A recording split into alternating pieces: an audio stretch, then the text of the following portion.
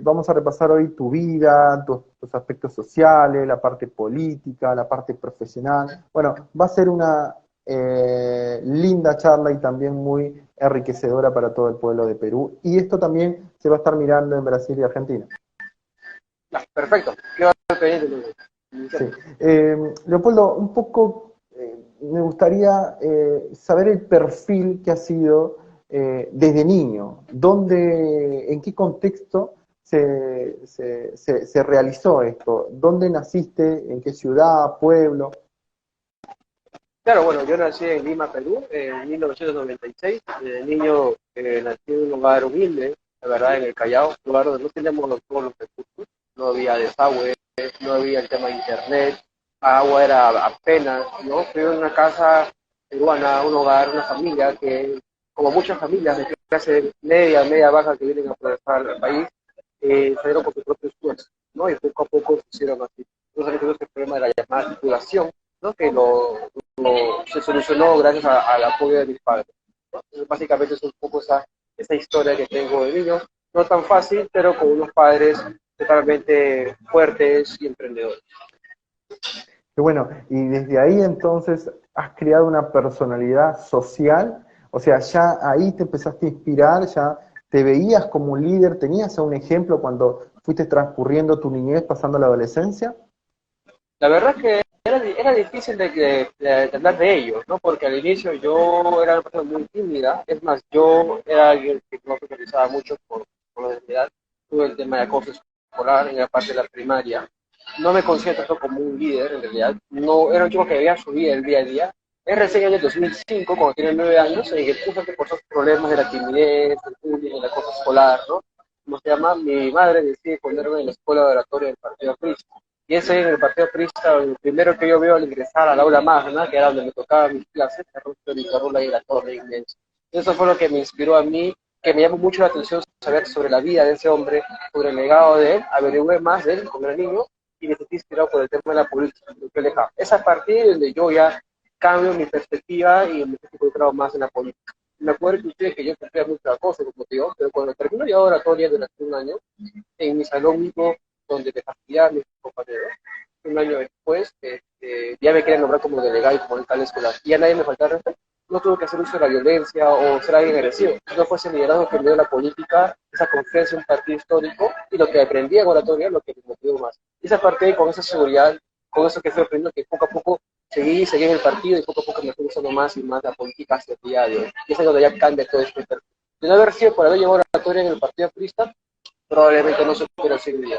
Hubiera sido más tibio, sumiso de repente, sin objetivo de vida. Creo que ello me dio esa inspiración, porque gran parte de mi vida es la política. Entonces, yo no sé qué sería ahora sin esto. Es parte de mí.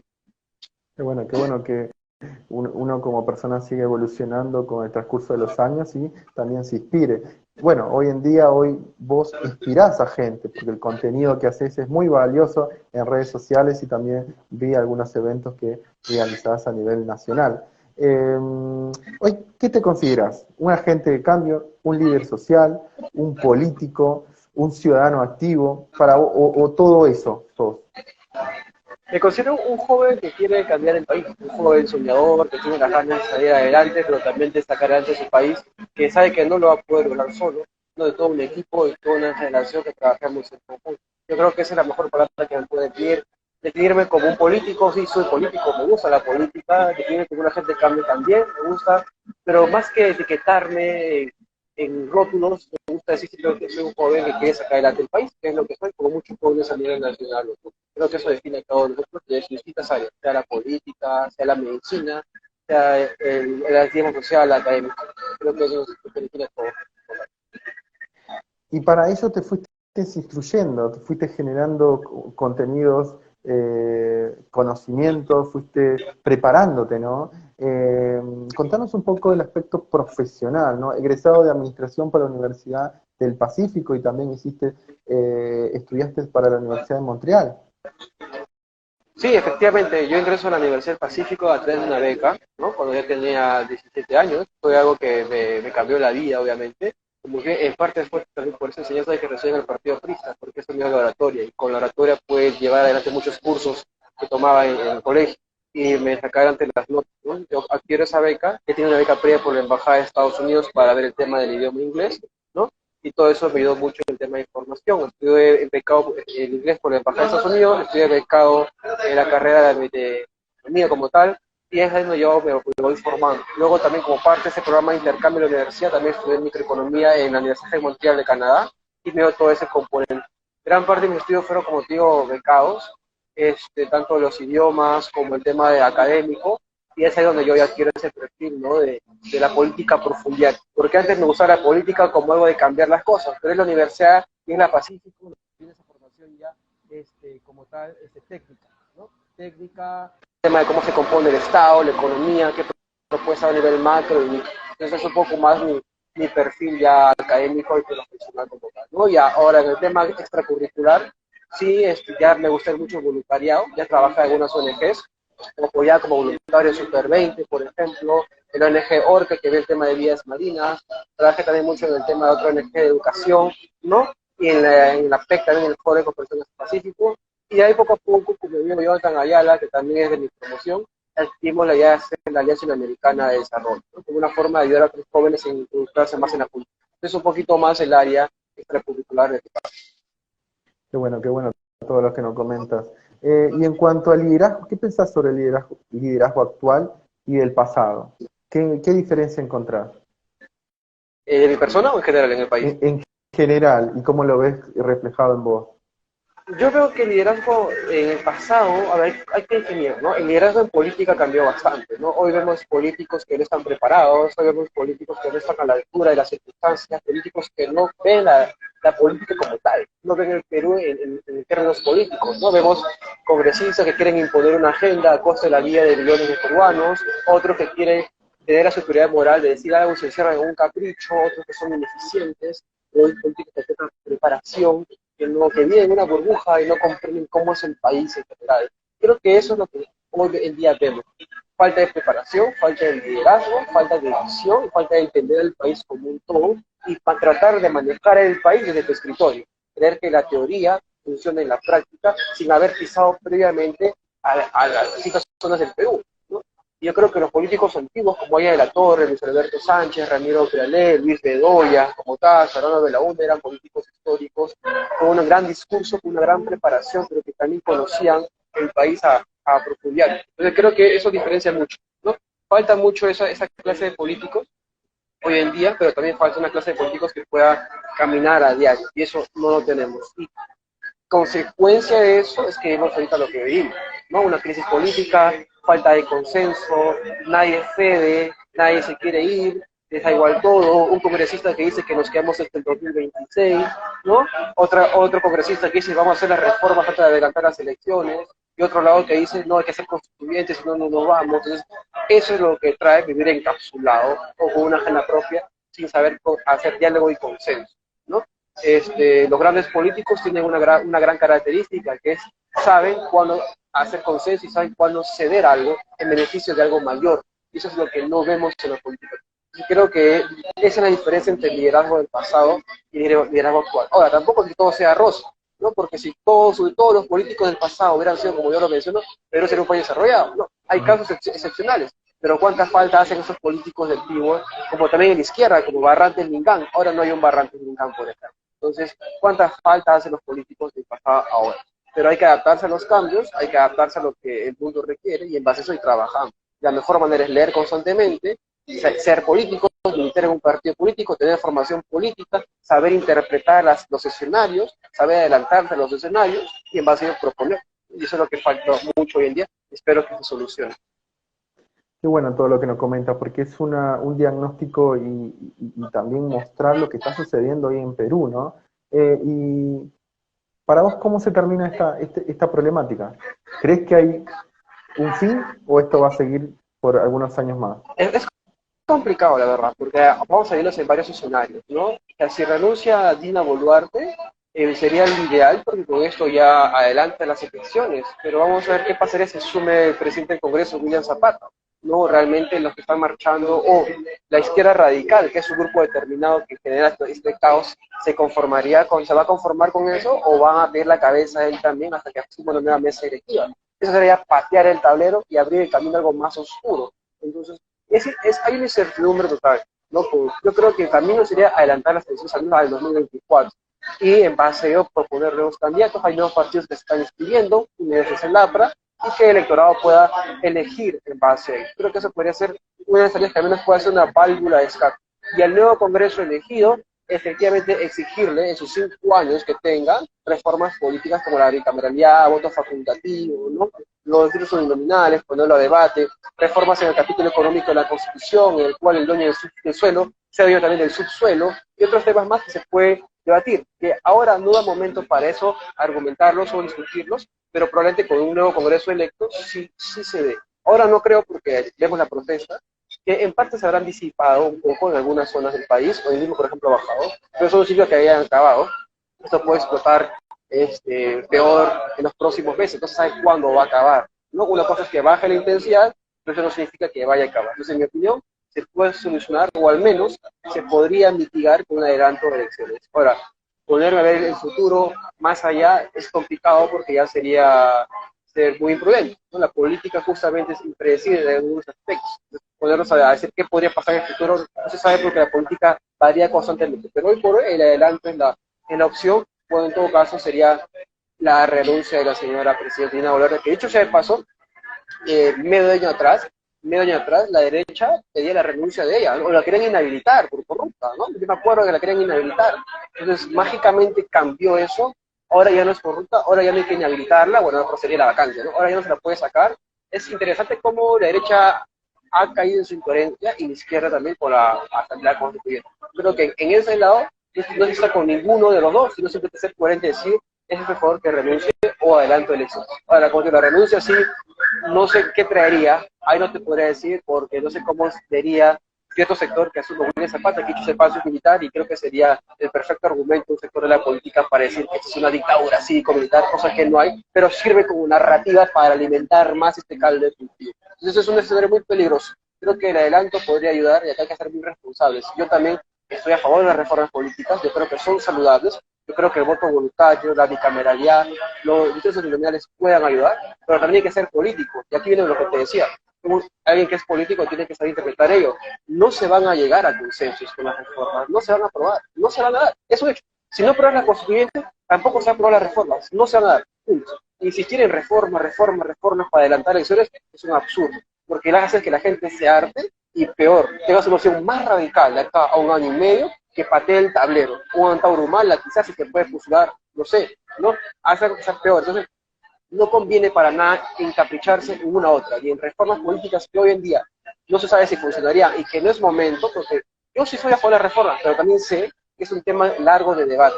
Prefiero 1000 veces que esto lo haga el Congreso que se electo en un futuro, con sus 5 años, que lo haga este Congreso que quiere encerrarse en este concepto y dilatar más y dinamitar más esta situación para que se logre. No, a mí no me gusta ese tema, o sea, que digas, no, que hagan elecciones con reformas, si no, no se dan. Vamos, es un capricho. Aunque sea de las elecciones, pero con posibilidades, también es un capricho. Entonces yo creo que sí son saludables las reformas, pero no es el momento. Y hay que ser políticos, hay que saber ceder en este caso, y obviamente que se den un adelanto de elecciones, al menos en 2024. Cosa distinta, como digo, si siguen entrampados ambos sectores de la política, yo apuesto que va a haber una opción más radical a futuro y va a ser peor para nuestro país. Y la gente va a votar por esa opción más radical, al menos en el sur y en el centro. No sé cómo sería en el norte, pero al menos en estos dos lados, sí. Entonces ahí destacar un poco que me sorprendió la actitud del fujimorismo, me pareció muy político lo que hicieron, ¿no? Muy raro en ellos, ¿no? Pero es la política. Entonces eso yo creo que podría ser lo que nos venga como país. Sí, mira, hay dos puntos que tocaste que son muy importantes, las reformas. Ahora, la pregunta es, ¿quiénes van a llevar esas reformas?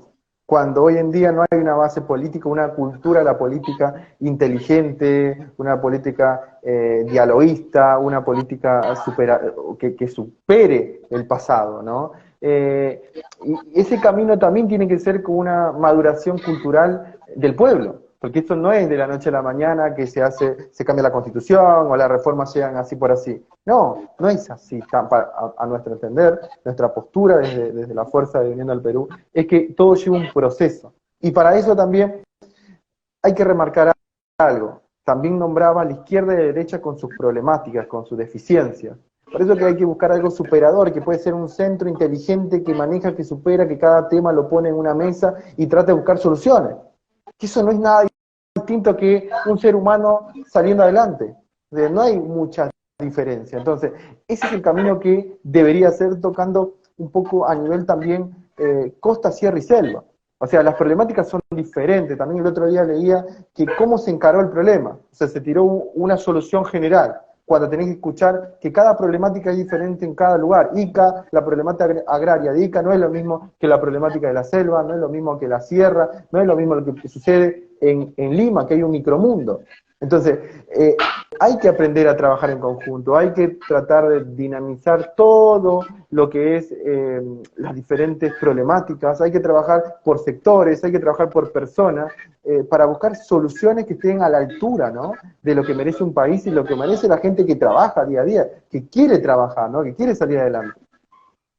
Sí, en efecto, la verdad, yo creo que tanto la derecha como la izquierda, al menos en este Congreso, han fracasado. La derecha es todo un sector, ¿no?, alejado de la realidad, encasillando todo a terrorismo, a burlarse de las protestas, que si bien hay casos de vandalismo, hay que condenarlos, no lo niego, pero encasillarte uno solo sé que tal vez es base del electorado, ¿no? Entonces, eso es importantísimo, ¿no? Vi que un congresista se burló de la huipala, la huifala, a mí me pareció totalmente desagradable, pese a que uno puede estar a favor o en contra de las ideas, burlarse de eso no me parece, la verdad, no va, muestra cómo se la decadencia de la clase política. Entonces, sí, falta una alternativa de centro, la verdad, que agrupe lo mejor de cada sector, que sea una alternativa de consenso. La izquierda radical ha fracasado, la derecha ha fracasado, la derecha se insiste en mantener un modelo económico que sí ha beneficiado, pero también hay que estar abierto al diálogo y escuchar que se puede mejorar. No, que me gustó mucho desde el segundo gobierno aprista de Alan García, era que fue un gobierno precisamente de izquierda democrática, un gobierno que creció económicamente, pero que también se repartió a los que más necesitaban, donde se redujo la pobreza del 50 al 30%, al 23%. Entonces, ¿la mejor manera qué? La mejor manera es hacer más inversión, más obras, más trabajo, y eso genera más trabajo, por ende genera más consumo y por ende genera más empleo. Entonces, esa es un poco la idea que se debe trabajar, pero ninguno de los dos lados cede en ello. Una izquierda que quiere impulsar una nueva constitución, y una derecha que todo lo ve mercado, mercado, mercado, y cada vez que tienes una presencia del Estado como regulador se asustan, ¿no?, y se espantan y quieren alejar de todo. Entonces, falta una alternativa que convoque lo mejor de ello. Y un saludo que haya partidos políticos sólidos como el APRA, partidos que ya están inscribiéndose, ¿no?, que puedan ser una nueva alternativa, no en las futuras elecciones, o en general en la política como tal, pero como ustedes falta ese centro y vemos que hay una clase política que se estanca y que no mira la realidad como es. Un ejemplo claro, y lo cito, es las reformas políticas, ¿no? Las que se hicieron, por ejemplo, quisiera que para este año, si que se adelantaban elecciones, el tema de las PASO, las primarias, abiertas, simultáneas y obligatorias, ¿no? A mí me parece una solución creada de escritorio. Esa alternativa, si se brinda como una reforma política, como se va a dar en realidad, no solucionas nada. ¿Qué es lo que hace una primaria abierta y obligatoria? ¿Qué es lo que haces? Haces que todos voten, hasta que no quieren votar, y tengas que elegir un partido político para votar en las primarias, para ver quiénes son los candidatos de los partidos políticos. Entonces, si obligas a todo el mundo a votar, y no solamente a los militantes, lo que haces es que un candidato que tenga mayor fuerza económica, al menos para el Congreso de la República, compita en desigualdad de condiciones que otro candidato. Porque si yo tengo mucho más dinero y manejo mucho más fuerza, puedo convencer a gente que no milita en ese partido, pero que de repente necesita algo de dinero indirectamente porque está penado, indirectamente, y van a votar en mancha, en gran cantidad en las internas, y aplastan al otro joven candidato que trabaja con los militantes, pero que no tiene esa igualdad de condiciones y los recursos. Las PASO es el mejor ejemplo de que son reformas hechas para escritorio, pero no que están abocadas en la realidad de un país. Entonces, eso es un ejemplo claro. Esas son las reformas que se han hecho, creo, para este año, si que hay elecciones, ¿no?, que estaban pendientes ya de años atrás, y que no funciona y no va a funcionar. Las PASO, las primeras abiertas, simultáneas y obligatorias, es un ejemplo claro que eso no se va a dar. Otro ejemplo, prohibir la reelección parlamentaria. En todos los países del primer mundo la reelección es saludable. En Estados Unidos es una carrera política en la que se da constantemente, tanto en la Cámara de Senadores como en la representante. Entonces, prohibir aquí la reelección consecutiva simplemente porque hay que impedir que los políticos se estanquen, es simplemente una solución de escritorio, que no mies lo que puede ser la carrera política que uno hace y el trabajo para establecer soluciones. Entonces, ese es un ejemplo claro, ¿no? Otro, por ejemplo, es querer hacer la bicameralidad o los institutos nominales, que creo que se puede poner a debate, creo que eso sí podría ayudar, pero hacerlo de todas maneras sí o sí ahora, ¿no? Y si no se hacen ahorita, entonces no adelantamos elecciones. Es otra forma de estar alejados de la realidad. Pregúntale al ciudadano de pie a ver que está harto con el gobierno o que han estado olvidados y le importa la reforma política. Todo lo que él quiere es que se vaya esta clase política que ha decepcionado, ¿no? Que ha un presidente que es corrupto, con un partido corrupto, una vicepresidenta también que está asumiendo el caso de corrupción. Entonces, eso es lo que sucede. Fuera de la realidad, están en las burbujas, cada región del país tiene sus necesidades, sus propias demandas, solamente en Puno nomás hay zonas que son quechas, otras que son aymaras, cada una con sus propias demandas, hay barrios quechos, hay barrios aymaras, entonces es distinta la necesidad que hay, por ejemplo, o puede haber en Apurímac, donde la minería redujo la pobreza del 50 al 30%, pero aún así siguen votando por gente de izquierda. Entonces uno se pregunta, ¿pero por qué? Entonces, son distintas temáticas que se pueden ver. O Lima es otra realidad, el norte es otra realidad. Entonces, ahí están los partidos políticos con su rol para trabajar en cada región y poder establecer propuestas. Y esa es la tarea y el reto que se tiene. Y es por eso que son importantes los partidos políticos, porque son los que están más cercanos al trabajo político, al trabajo social, de conocer la realidad. Y es muy distinto a los políticos de escritorio, que solamente por ser académicos, lo cual se respeta, pero no hay que pecar mucho en esa soberbia de creer que todo es libro y nada es pisar tierra. Es una combinación de los dos, la política. Eso es lo que estamos sufriendo ahora, creo yo.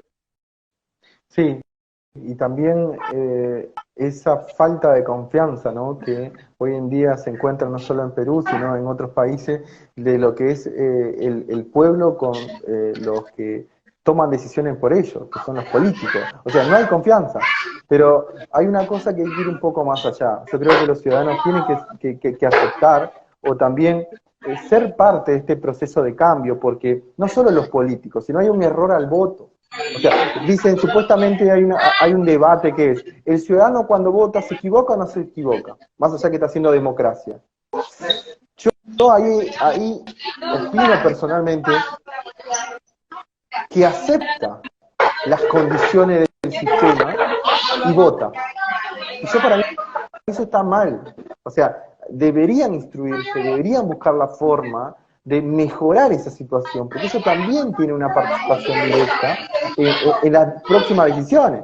O sea, hay lugares donde ya se sabe que gana una persona, todo al Estado ingresan de ese 50% de su pueblo. Gana la otra, el otro 50% entra al Estado. No importa que sepa del Ministerio de Sociales, el Ministerio de la Mujer, el Ministerio de Medio Ambiente, no importa. O sea, lo van a poner en cada uno de los lugares. Y eso va en contra del pueblo, va en contra de las necesidades, de las soluciones que necesita cada lugar. No sé, ¿qué te parece esta mirada? Me parece que es una situación que es crítica, ¿no? La verdad, preguntarnos, ¿el país elige mal, la población elige mal? Yo creo que eso es un tema que al final es parte de la democracia, ¿no? Cada uno elige a sus representantes y no por eso yo voy a patear el tablero, ¿no? Y no respetar las reglas del pueblo. Eso primero, hay que respetar siempre la institucionalidad, hay que respetar siempre las reglas que uno está, por lo que uno está votando, por los procedimientos, ¿no? Por eso yo tampoco estoy a favor de que si un presidente no te gusta, entonces un congreso no te gusta, que se cierre el congreso.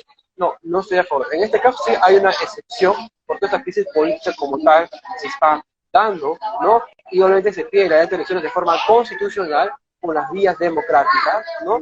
Pero evidentemente las cristianos podrán elegir mejor, cosa que en mi opinión el voto facultativo podría ayudar a mejorar esta situación que se vive. Pero obviamente son reformas que la idea es que se vea a largo plazo. Todavía no estamos preparados para ti, menos ahora, que se hizo un adelanto de elecciones y esta situación, ¿no? Y la burocracia que se ve y los ministerios que el Estado no es gente eficiente, me parece obviamente crítico, triste.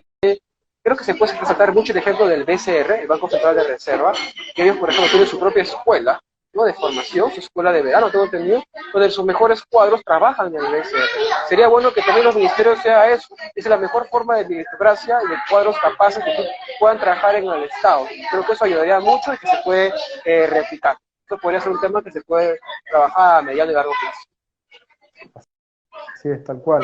Se necesita un cambio, o sea, es urgente. Yo creo que también es una oportunidad, ¿no? El otro día también hablaba con otro entrevistado, es una oportunidad para que Perú genere una estrategia de acá a largo plazo. O sea, que haya más partidos políticos, que aquellos que no sumen den un paso al costado, que aparezcan nuevos líderes nacionales y también los internacionales, que hay muchos líderes dando vuelta por el mundo que quieren ayudar pero no tienen capaz un espacio. Generar una estrategia en cada una de las actividades que impactan a la sociedad, desde acabar con la pobreza hasta terminar con la violencia de género, pasando por todas las aristas posibles. El tema de la tecnología, el tema del internet. El internet en algunos lugares no existe, o sea, mientras que Finlandia se está hablando de inteligencia artificial, Sudamérica apenas está hablando de cómo invertir en fibras ópticas en ciertos lugares. O sea, no puede suceder esto en el mundo que vivimos. Y también trabajar el tema de las regiones de las provincias que reciben recursos, lamentablemente, y no utilizan ese presupuesto, o utilizan para beneficios propios y personales. Ahí hay otro. O sea, es hora que el pueblo se dé cuenta que la nueva política se va a nutrir con los ciudadanos activos, con los jóvenes, se va a nutrir con una filosofía de cambio, con una manera de evolucionar el concepto de ciencias políticas. O sea, los politólogos, realmente, eso es un análisis también que quiero compartir con vos, los politólogos que salen de las universidades, ¿lo están preparando para solucionar las problemáticas que hay en cada país? Creo que es un tema que habría que analizarlo, ¿no? En las universidades se está trabajando. Yo creo que todo profesional que sale de una escuela, en casa de estudios, está preparado, pero también depende de cada uno cómo se va formando, ¿no? O sea, la universidad te da las herramientas para que tú puedas investigar, pero también depende del hecho de que lo puedas complementar. Puedes ser egresado a la mejor casa de estudios, pero te puedes quedar en lo teórico. Y no significa que puedas aplicarlo eso en la práctica, para la verdad. Entonces, ya depende de cada uno que se vaya formando por solo, que vaya conociendo, que vaya viajando, que vaya recorriendo, y abarcando cada realidad, leyendo más también de ambas perspectivas futuras, por eso poder complementar mejor su formación.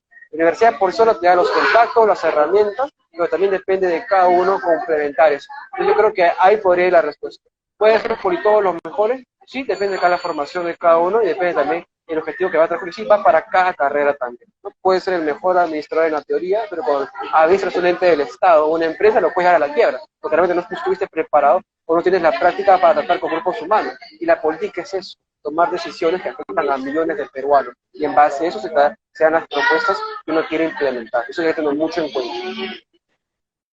Y la educación de Perú ha quedado muchos años atrasado a comparación de otros países sudamericanos y del mundo. ¿Qué crees, Leopoldo? Yo creo que sí, la educación en el Perú es triste, ¿no? No se ejecuta bien, vemos colegios que no enseñan adecuadamente, la verdad, vemos que no se logra ese objetivo. Hay propuestas que están para poder cambiar la situación como tal, ¿no? Como el tema del sistema de vouchers, que también lo propusieron los liberales denominados, pero vamos a ver si eso puede solucionar a largo plazo el tema de la deficiencia de la educación. Un ejemplo claro es que, y eso es un tema que yo también lo habría mucho a debate, es el tema de lo que son las becas, ¿no? Realmente siempre se da becas al que es mejor en todo, el tercio superior, y yo estoy en contra de eso, porque tú, por ejemplo, puedes ser politólogo y eres muy bueno en letras, pero no solamente tú eres el mejor en matemáticas, el mejor en químico, el mejor en física, porque eso no tiene nada que ver con tu carrera, o sea, ¿qué te importa eso? O sea, puede ser cultura general, pero muchas becas que se dan en el Estado para los mejores cuadros involucran el ser tercio superior, el mejor en todo, pero no es una beca enfocada en especialidades, sino que es ser un todista. Esta que a lo mejor nota en todo, pero no en las áreas que te pidan.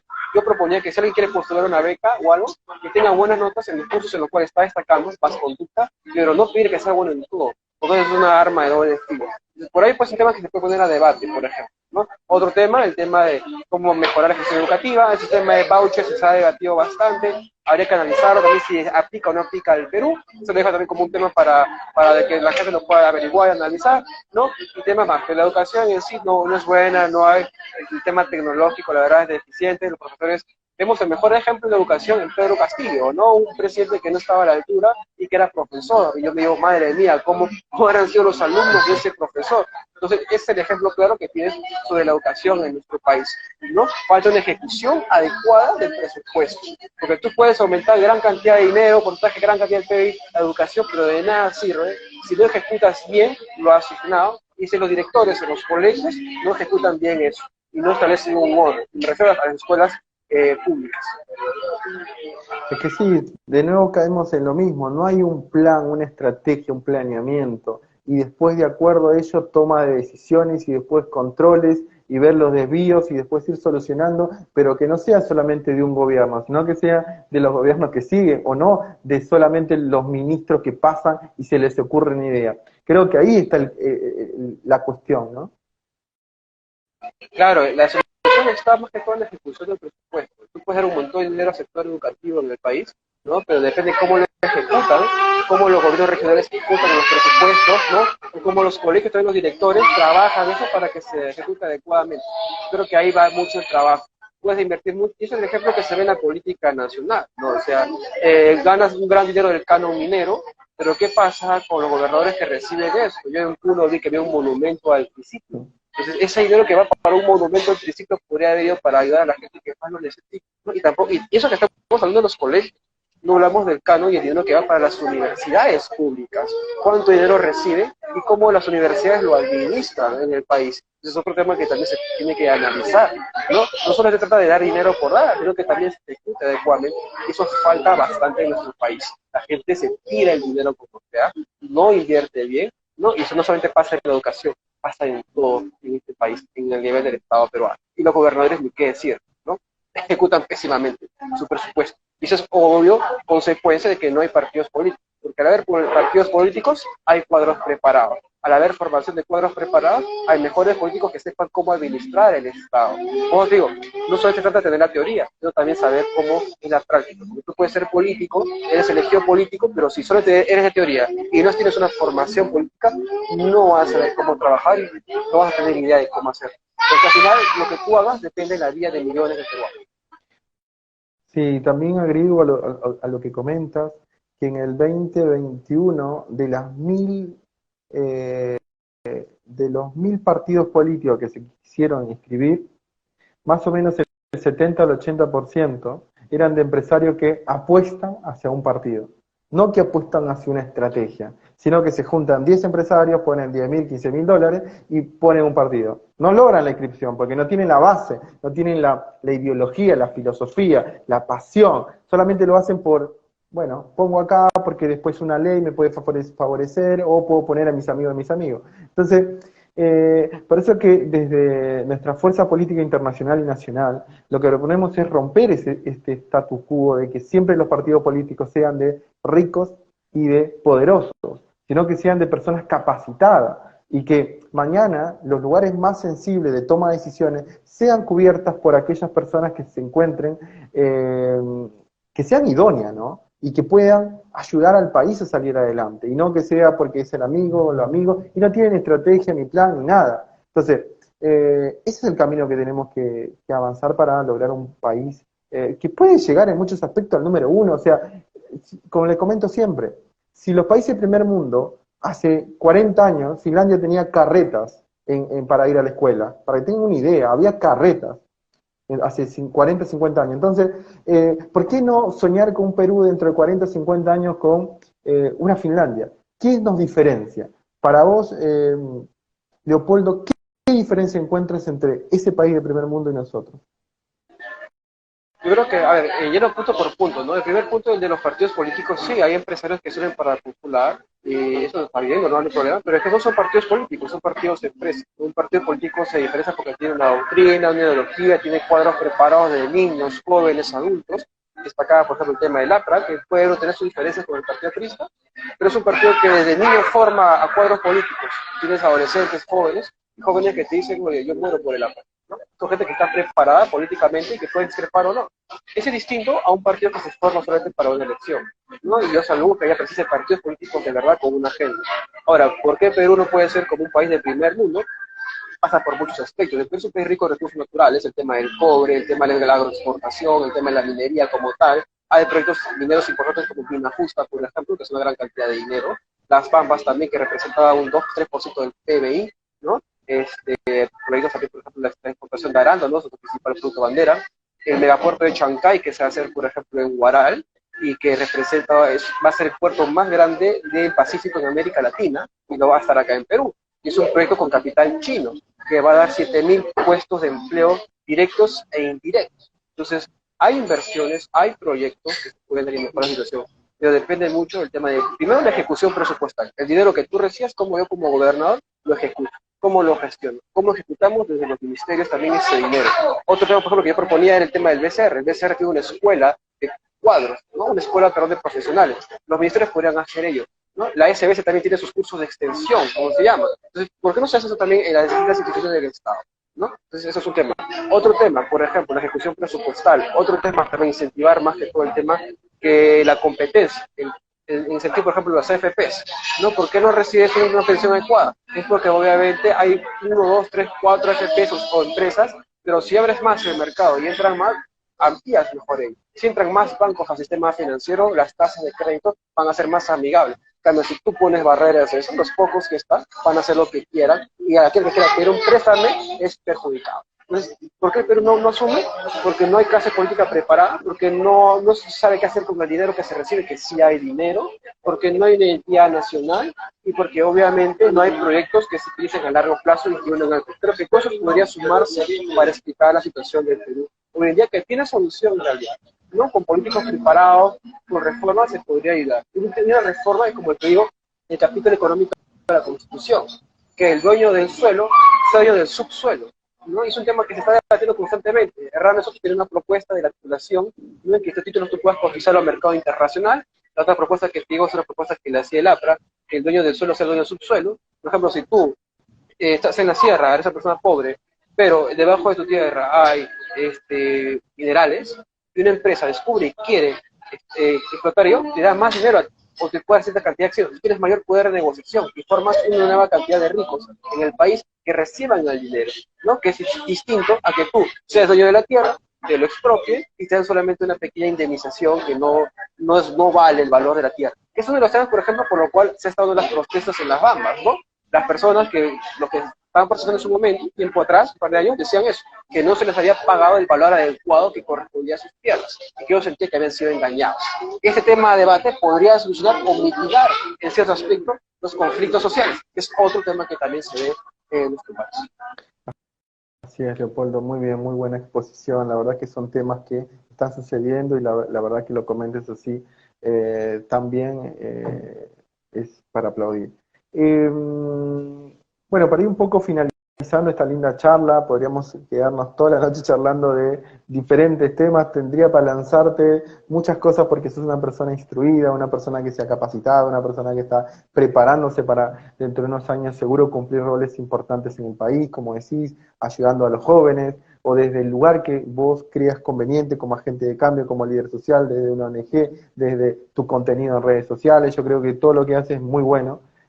Y eso, como digo, hay que inspirar. Yo creo que este año, por ejemplo, la frase de Muchardi, este 5.º año de acciones sociales a nivel internacional es inspirar. Tenemos que inspirar a las generaciones que vienen o a los mayores que existe un cambio, que hay esperanza, que si trabajamos en conjunto, si trabajamos de manera objetiva, si todos juntos avanzamos hacia un ideal seguro de que podemos ser los mejores, se puede. Yo creo que se puede, o sea, confío en que se puede y sobre todo confío en la juventud. O sea, Perú hoy en día tiene una de las juventudes más incipientes del mundo. Te lo digo verdaderamente porque conozco varios países y Perú está muy bien posicionado. Varios jóvenes están pidiendo ahorita oportunidades, confianza, plataforma para potenciar sus habilidades y salir adelante. Y hay que ayudarlos, hay que ayudarlos. Entonces, para ir un poco finalizando, me gustaría que le dejes un mensaje, ¿sí? A todos los entrevistados le estamos pidiendo un mensaje a los jóvenes o al país, ¿no? De esta situación actual o ¿cómo crees que se puede salir adelante? No, más que todo, toda tu audiencia, la verdad, muchas gracias por la invitación, ha sido un placer la entrevista. Solamente un breve mensaje, ¿no? Que es participar constantemente en la edición de nuestro país, involucrarnos en la política. Si uno no lo hace, nadie más lo va a hacer. Trabajar constantemente, hacer talleres, actividades en beneficio de la comunidad, trabajar con equipos de jóvenes, con redes sociales, en base a involucrarse. La mejor manera de aportar un granito de arena es involucrarse en la situación de nuestro país y trabajar en la política, activar en un partido militar, en uno, ¿no? En base a ello, estudiar, prepararse y hacer propuestas de solución que puedan beneficiar a cada uno de nosotros. La política no es sencilla, la política requiere preparación, también requiere un sacrificio, porque recuerda que la política no siempre, la política es ingrata, ¿no? Como tal, pero lo bonito es que uno puede cambiar las cosas, ¿no? Y no hay mejor experiencia en la política o no hay mejor recompensa en la política que es la de pasar a las páginas de la historia y ser recordado por las obras que uno hace. Entonces yo diría que eso sirve como inspiración para que uno pueda, sea como gobernador regional, alcalde, ejecutivo, congresista, lo que sea, poderse activar en política, trabajar socialmente en tu vecindario, en tu distrito, ¿no? Y en paseo que hacer propuestas de solución. Yo siempre tengo una frase que dice, ¿no?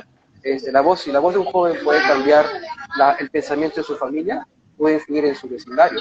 Y si esa voz puede influir en su vecindario, puede influir también en su distrito. Y si puede influir en su distrito, puede influir también en su región. Y si puede influir en su región, puede influir y salvar la vida de millones de peruanos. Y la pregunta es, ¿estamos listos para lograrlo?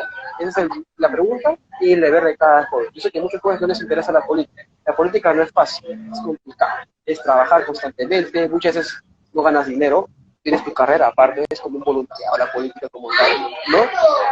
Tienes muchas complicaciones, las unas carreras que pueden ir en un lado, la forma que no sale como te gusta, puede ser que quedas mucho de ti, no hay los resultados. La política es cruel, es una carrera de resistencia, como yo, pero la satisfacción es que a largo plazo, cuando cumples el objetivo, logras cambiar la vida de millones o de personas que quieres apoyar, ¿no? A través del poder político. Es la forma que uno entra a política para tomar estas recomendaciones, que se animen, que practiquen, que se preparen, leer constantemente historia del Perú, leer a pensadores peruanos, allá de la Torre, Mariátegui, de un lado a otro. Si tú eres de derecha, lee algo de izquierda. Si eres de izquierda, lee libros de derecha. Lee de todo, prepárate, haz activismo social, organizaciones sociales, involúcrate. Tienes a la CENAFO, por ejemplo, que un joven puede ir a la CENAFO y ver quiénes se quieren tener, no vale la redundancia, para poder trabajar. Entonces es un complemento. Esa es la mejor manera, involucrarse y actuar. Solamente podemos así salvar al mundo. Muy lindas palabras, la verdad muy inspirador, así que, bueno, muchas gracias, Leopoldo, por la oportunidad, por este espacio y nada, hay que seguir adelante y siempre juntos. Así que un fuerte abrazo a la distancia. A ti, Cristian, muchas gracias. Estamos en contacto. Un fuerte abrazo. Cuídate.